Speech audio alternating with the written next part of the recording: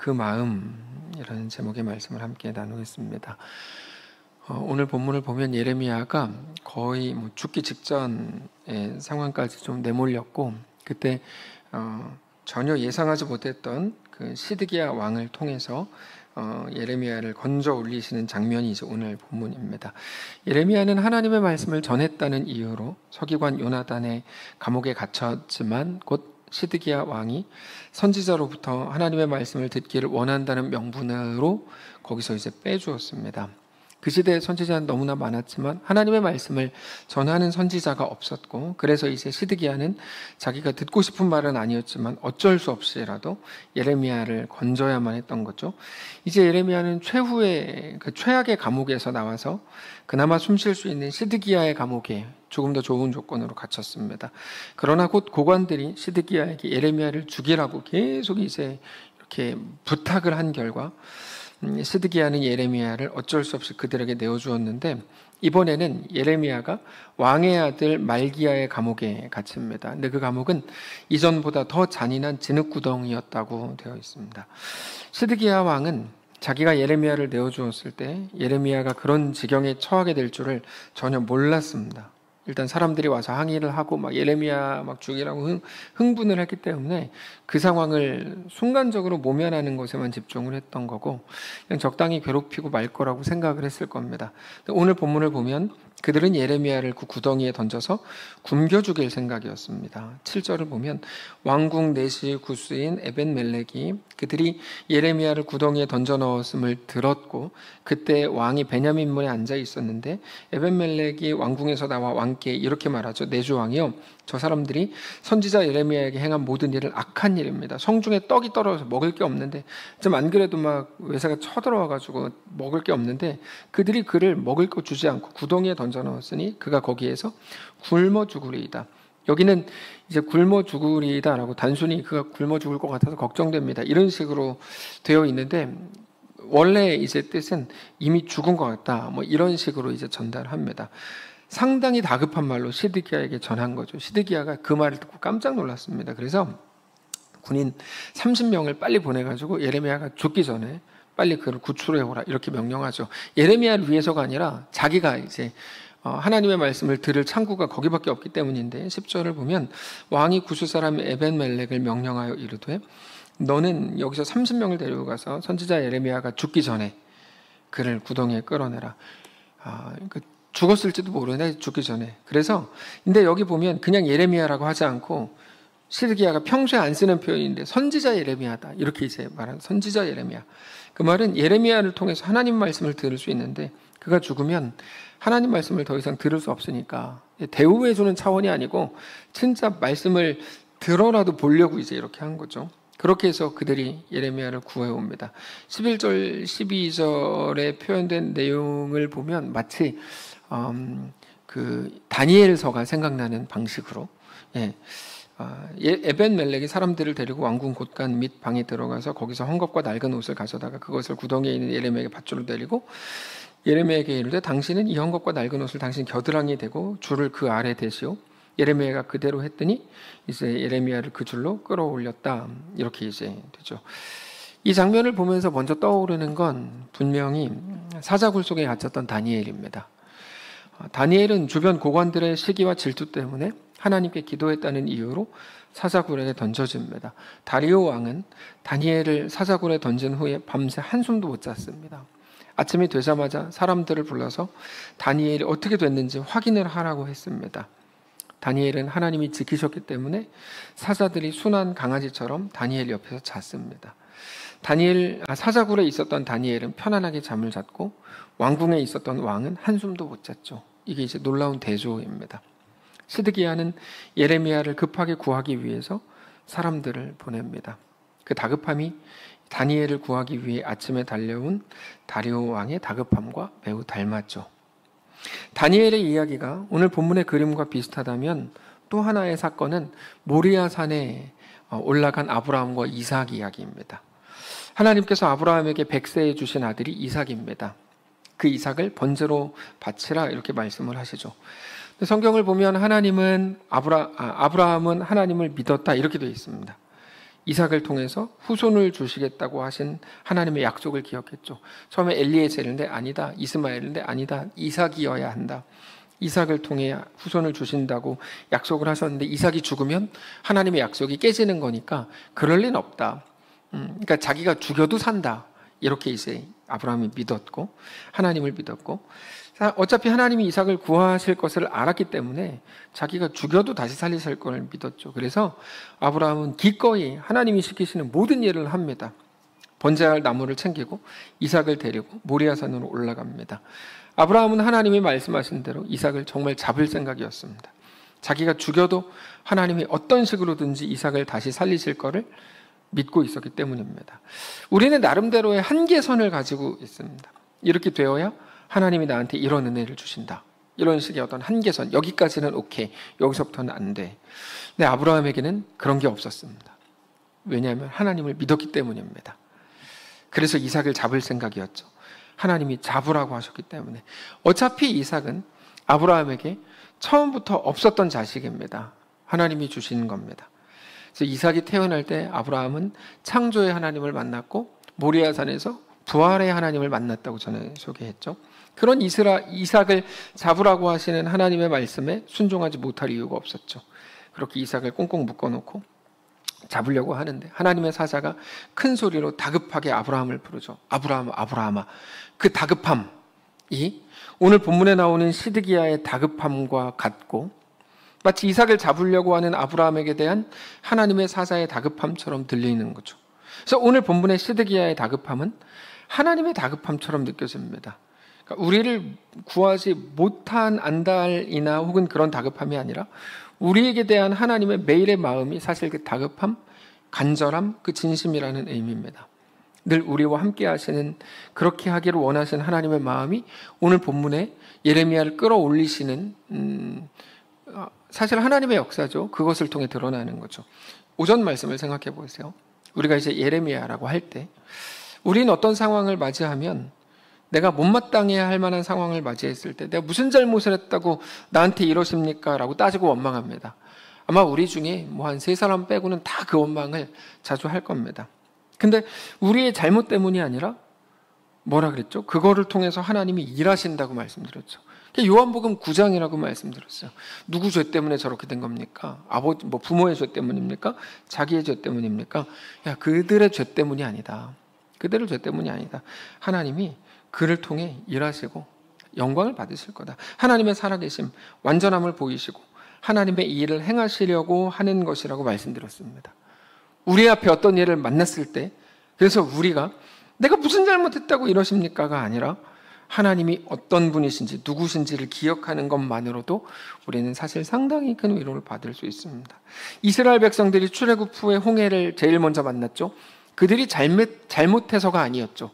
그들이 무슨 잘못을 했어요? 잘못한 게 물론 그들은 항상 잘못하지만 잘못해서가 아니었죠. 그럼 왜 홍해로 갔습니까? 하나님을 보여주시려고. 너희는 홍해 앞에서도 위대한 사람들이야, 위대한 민족이야를 보여주시려는 거죠. 그들이 뭐가 위대합니까? 그들은 위대하지 않죠. 그러나 하나님이 함께 하셔서 그들은 위대한 민족이 될 거죠. 위대한 민족이 됩니다.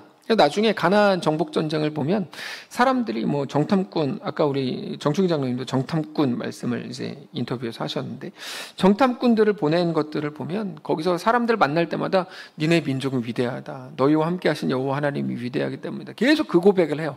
그러니까 자기들도 모르는 사이에 매우 위대한 민족이 되어 있는 거죠.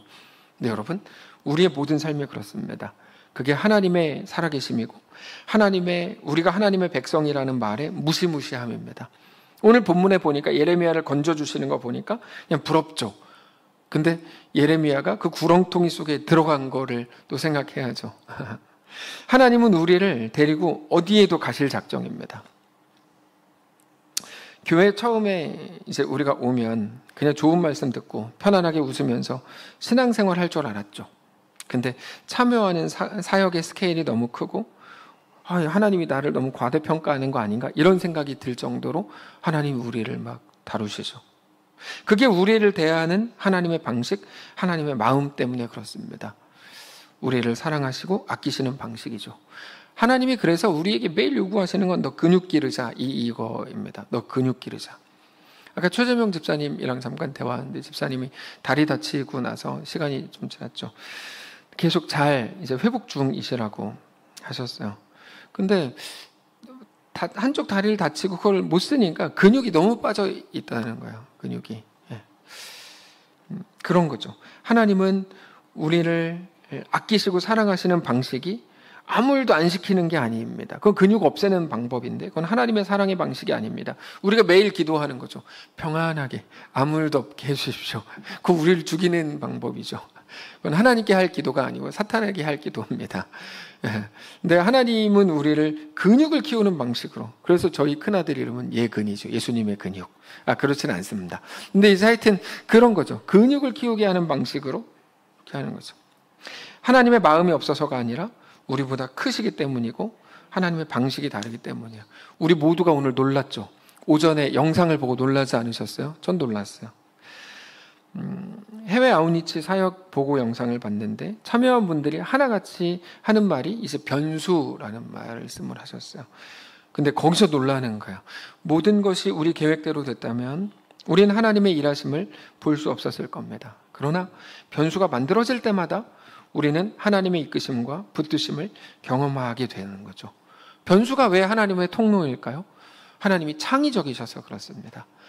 하나님만큼 창의적인 분은 없습니다. 우리는 창의적인 걸 너무 싫어합니다.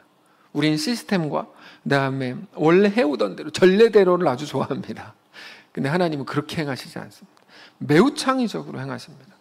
왜냐하면 우리가 갖고 있는 지식이라고 하는 건 너무 적은데 하나님의 지식은 이게 말이 안 되는 거잖아요. 그러니까 이제 하나님의 방식 자체가 엄청 창의적이신 거예요. 뭐 홍해를 가를 줄 누가 알았어요? 아셨어요? 전 몰랐어요. 거기서 홍해 가를 줄 몰랐어요. 예. 그 다음에 뭐 예수님이 침 뱉어서 진흙을 이겨서 눈을 뜨게 할 줄 어떻게 알았냐고요? 몰랐어요. 말씀으로 세상을 지을 거 아셨어요? 저는 그때 깜짝 놀랐잖아요. 하나님의 말씀으로 세상을 창조하실 때 깜짝 놀랐어요. 창세기를 보고. 하나님이 행하시는 모든 일, 사자를 잠재울 때 여러분, 다니엘을 거기다 구덩이에 넣고 사자를 잠재울 때 진짜 깜짝 놀랐어요. 지금 여기 사자들이 몇 분 계시거든요. 근데 이제 하나님의 그런 역사가 깜짝 놀라는 거예요. 네. 하나님께서 우리 하나님 진짜 너무 창의적이다. 그래서 하나님한테 무언가를 요구하는 게 이제는 좀 약간 민망해요. 왜냐면 우리 지식 안에서 하나님께 무언가를 요구하는 거니까 그냥 하나님 창의적으로 또 행해 주십시오 이렇게 하는 거죠. 어떤 문제가 있습니다. 하나님 창의적으로 또 행해 주십시오. 이게 우리의 기도의 가장 지혜로운 우리의 기도죠. 네. 변수가 생기면 그거를 극복하는 과정에서 하나님의 살아계심을 보고 믿는 거죠. 하나님은 우리에게서 멀리 떨어져 있지 않으시고 늘 우리와 함께 하시기 때문입니다. 특별히 벤 성도님을 보면서 많은 사람들을 놀랐죠. 지난 4월에 세례 받았고 매주일 유튜브로 예배를 드립니다. 근데 고백이 너무 귀해요. 고백이 반구 학교의 아이들 중에는 집도 없고 거기 아까 고백한 그 고백 그대로 가져온 건데 하루 세 끼도 제대로 먹지 못할 만큼 어려운 형편인 아이들도 많이 있다 그러면서 그 사실을 안타까운 감정으로 넘기지 않고 그 아이들을 어떻게 도울 수 있을지 하나님께 함께 기도했다는 거예요. 네. 그러니까 우리도 어떤 문제가 생기면 회의를 하죠. 근데 이분은 기도를 했다는 거예요. 여러분 이게 놀라운 거예요. 이게 놀라운 거죠. 그러면서 그러니까 우리가 어떤 일이 있을 때 회의도 중요합니다. 저는 이제 회의도 중요하다고 생각하는데 사실 그것보다 계속 우리는 하나님 앞에 기도해야 돼요. 하나님의 뜻을 물어야죠. 하나님 계획이 있으시면 내가 어떻게 그 일을 감당하고 참여하기를 원하십니까? 그러면서 그분의 고백이에요. 하나님이 우리 기도에 응답하신 후에 하나님은 위양빠빠오로 사람들을 모아주셨고 사람들의 마음을 모아주셨고 심지어 전 이 표현이 가장 놀라웠어요. 심지어 믿지 않는 태국의 어떤 사람들도 함께 일하게 하셨습니다. 너무 놀랍지 않아요? 그러면서 나는 믿는 자가 되었는데 믿지 않는 태국의 다른 사람들도 함께 일하게 하셨습니다. 그게 아마 자막이 조금 해서 못 읽으신 것 같아요. 근데 저는 이제 맨 앞에 앉아가지고 저는 이제 읽을 수 있었던 건데, 예. 그러면서 그게 너무 놀라웠고 그게 하나님의 은혜였습니다. 이렇게 고백하는 모습을 우리가 같이 본 거죠. 놀랍지 않아요? 그러면서 하나님이 주신 건 단지 집뿐이 아니라 매우 특별한 기쁨과 선물을 주셨는데, 그 선물은 그분의 표현이에요. 하나님을 믿는 우리뿐 아니라 믿지 않는 사람들조차 하나님의 사랑을 느낄 수 있게 하신 것입니다. 아이, 왜 저 혼자 본 것처럼, 제가 꾸며낸 것처럼 그런 표정을 지으세요? 그렇지 않잖아요. 여러분, 이거는 임혜진 집사님이 대사로 써준 게 아니에요. 그렇지 않아요. 지난번 만났을 때 이번 영상의 컨셉에 대해서 같이 대화를 했는데, 이번에는 벤성도님이 4월에 세례를 받았으니까 벤성도님의 입장에서 우리 이번 영상을 풀어가 보자, 이렇게 해서 이제 벤성도님의 입장에서 풀어가기 시작하면서 인터뷰하고 이렇게 이제 나온 것들입니다. 이런 대사, 이런 고백들이 너무 귀하죠. 그러니까 우리는 그런 거를 보면서 하나님의 함께 하심을 느낍니다. 그 마음이 계속 가면 좋겠지만, 그런데 어느 순간 되면 또 하나님 함께 하심을 잊어버립니다. 희한하죠. 우리는 매일 이스라엘 백성들을 엄청 욕하잖아요. 뭐 이런 바보 같은 사람들을 만나. 출애굽하실 때 10가지 재앙을 조금만 기억했으면 홍해 앞에서 그러진 않을 텐데 라고 다 한 번쯤 생각해 보셨을걸요. 근데 우리가 맨날 그래요. 항상 우리도 똑같죠. 어느 순간이 되면 또 잊어요. 하나님 살아계심에 대해서. 사실 하나님이 함께 하시지 않는 게 아니라 우리가 원하지 않는 상황을 맞이하기를 극도로 싫어하기 때문이겠죠. 어떤 상황이 되면 하나님 함께 하시지 않는 거 아니야? 왜 나한테 이렇게? 우리가 고통을 당할 때 하나님이 우리에게 관심이 없다고 생각합니다. 하나님이 왜 나를 이렇게 어렵고 힘들고 외롭고 고통스러운 구덩이에, 오늘 본문 예레미야는 그렇게 현장에 놔두냐고 따지는 거죠. 근데 여러분, 오늘 본문의 사건, 다니엘의 이야기, 아브라함과 이삭의 이야기를 통해서 확인하게 되는 게 있습니다. 하나님은 그 무엇보다 우리에게 완전히 집중하고 계신다는 사실을 오늘 본문이 우리에게 보여주는 겁니다. 그런 생각할 수 있죠. 하나님 나와 함께 하시지 않는 것 같아. 그럴 수 있습니다. 그게 뭐 그렇게 큰 죄겠어요. 그러나 여러분, 조금이라도 정신이 돌아오면 기억을 하셔야 됩니다. 하나님은 언제나 우리를 주목하십니다. 우리를 그냥 두시지 않습니다. 근데 왜 아무것도 안 하세요? 하나님이 알아서 하십니다. 하나님 방식으로. 네. 우리의 생각, 우리의 방식과 다르게 행하실 뿐입니다. 그 이유는 하나님이 우리와는 스케일이 다르기 때문입니다. 우리는 구름은 못 움직이잖아요. 구름은. 아까 윤 장로님의 고백 보시면 날씨가 관건이었습니다. 저는 근데 이런 거 한두 번 들으면 그냥 다 외우네, 이렇게. 날씨가 관건이었습니다. 관건이라는 단어를 쓰셨잖아요. 그러면서 여기 뭐야, 그 어플로는 막 비 오고 막 그러기로 했는데, 갑자기 구름이 몰려가지고 햇빛을 가려주고 막 뭐 이렇게 불기둥 구름기둥을 말씀하시려나? 근데 그 얘기는 안 하셨는데 하여튼 그 얘기 하셨어요. 네. 하나님의 스케일은 여러분 우리랑은 달라요. 그래서 우리가 하나님 스케일로 기도하면은 괜찮지만 우리는 그렇게 해도 사실 하기는 어렵잖아요. 그래서 우리가 하나님을 믿는 믿음이라는 말을 쓰는 이유이죠. 하나님은 우리와 스케일이 다르시기 때문에 다른 방식으로, 그러나 매우 창의적인 방식으로 일하십니다. 근데 그래서 우리는 하나님이 우리에게 관심이 없다고 생각하는 겁니다. 그래서 우리는 성경으로 확인을 해야 됩니다. 모든 순간, 모든 상황에서 우리 하나님을 믿어야 됩니다. 우리는 하나님과 천국에서 영원히 함께할 하나님의 자녀요, 주의 백성들이기 때문에 하나님의 방식으로 우리를 오늘도 이끌고 계시다는 사실을 여러분 절대로 잊지 말게 되시기를 바라고, 상황과 세상에 절대 속지 않게 되시기를 바라요. 어떤 상황이 막 오면 하나님 날 버렸어, 혹은 내가 너무 부끄러워, 이건 어떻게 할 수가 없어 라고 생각하시잖아요. 다 그렇게 하시잖아요. 아니에요. 우리가 있는 자리는 언제나 예레미야의 자리입니다. 밥도 안 주는 구덩이. 그 속에서 우리는 외롭고 괴롭고 고통스럽고 힘듭니다. 그러나 우리가 힘든 건 하나님이 우리에게 무관심하기 때문이 아닙니다.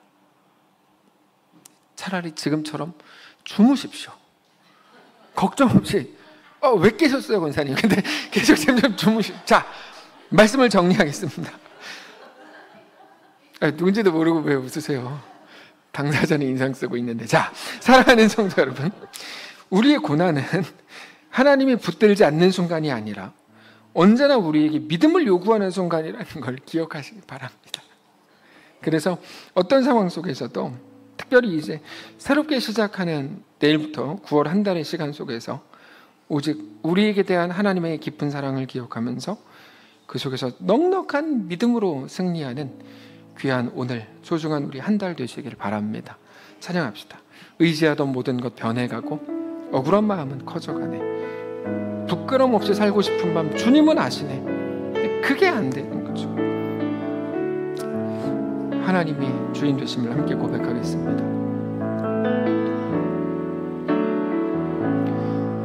의지했던 모든 것 변해가고 억울한 마음은 거저 부끄럼 없이 살고 싶은 마음, 부끄럼 없이 살고 싶은 마음 주님 아시네. 모든 일을 선으로 이겨내고 모든 일을 선으로 이겨내고 죄의 유혹을 따르지 않네. 나를 구원하시 영원한 그 사랑 나으신 그 은혜 날 붙드시네. 아멘. 주어진 내 삶이 작게만 보여도 선하신 주 나를 이끄신 보내. 아멘. 중심을 보시는 주님만 따르네. 날 택하신 주만 의지해. 보이는 상황에 무너질지라도 예수 능력이 나를 붙드네. 보이지 않아도 주님만 따르네. 내 평생 주님. 후렴 다시 한번 합니다. 합니다. 주어진 내 삶이 작게만 보여도 주어진 내 삶이 작게만 보여도 선하신 주 나를 이끄신 보내.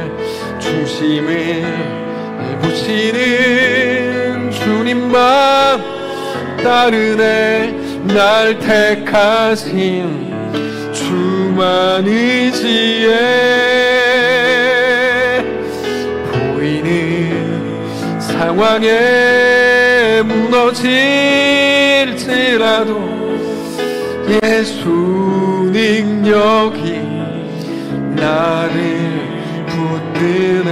보이지 않아도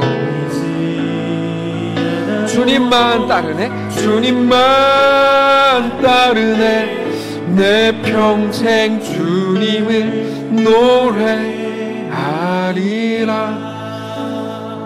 하나님, 우리만 버려진 것 같고 우리만 외면당하는 것 같고 우리만 구덩이에 있는 것 같고 내 인생만 왜 이런가 라고 생각이 되는 그 순간 하나님은 이미 많은 사람들을 통해 태국으로 넘어가서 그 아이들의 집을 짓게 하시고 그 아이들에게 사실 한 번도 생각해 보지 못한 방식으로 위로하게 하셨고 올해 4월에 세례받은 한 성도의 입소를 통해서 우리 하나님의 사랑을 믿는 우리만이 아니라 그 아이들에게도 느끼게 하셨음에 감사합니다라는 고백을 받아내신 하나님, 그리고 우리가 그 모든 것들을 우리 눈으로 우리 귀로 듣게 하신 하나님, 혼자 버려진 것 같은 구덩이에서 그렇지 않아, 네 옆에 사자 자고 있는 거 봐봐, 내가 한 거야 라고 말씀해 주시는 우리 하나님을 성경을 통해 확인하고 온몸이 꽁꽁 묶여 아버지에게 죽임을 당할 것 같았던 그 순간 아브라함아 아브라함아 다급히 부르시면서 어린 양을 대신 주신 우리 하나님을 다시 확인하고 먹을 것도 주지 않는 진흙 구덩이 그 감옥 속에 갇혀 있었던 예레미야를 건지시는 우리 하나님을 오늘 우리가 말씀을 통해 확인하였습니다. 하나님, 그렇게까지는 아니겠지만 우리 인생도 그와 같습니다. 원하오니 우리와 함께 하시고 우리를 붙드시고 왕궁에서도 누릴 수 없는 평강을 우리 인생과 우리 가정과 우리의 구덩이 속에서 마음껏 누릴 수 있도록, 그렇게 커다란 자들을 들 수 있도록 인도하여 주옵소서. 세상을 살면서 2025년 대한민국을 사느라 영적 근육이 다 빠진 지금의 신자들을 불쌍히 여기시고 다시 근육이 자라고 머리카락이 자라고 다시 그렇게 하나님의 놀라운 사람으로 위대한 민족으로 세워지는 사랑하는 주의 모든 성도들을 될 수 있도록 역사해 주시옵소서. 그 일이 이제 곧 시작될 9월 우리의 새로운 인생 가운데 펼쳐지게 하시고 그렇게 놀랍게 하나님의 역사를 바라보는 사랑하는 모든 성도들과 그들의 가정이 되도록 축복하시옵소서. 우리 주인 되신 살아계신 우리 주 예수님의 이름으로 기도합니다.